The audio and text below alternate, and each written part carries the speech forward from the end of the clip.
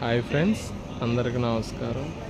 మీరు చూస్తుంది ఇది బాయిలర్ సెక్షన్. ఫీడ్లో మనకి బాయిలర్ అన్నది ఉంటుంది ఫ్రెండ్స్. మీరు చూస్తున్నారా, అది బాయిలర్.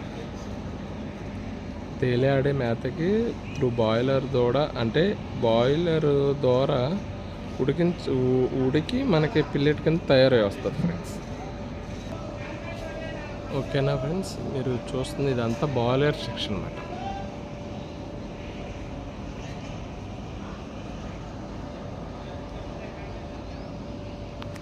చూడండి ఫ్రెండ్స్.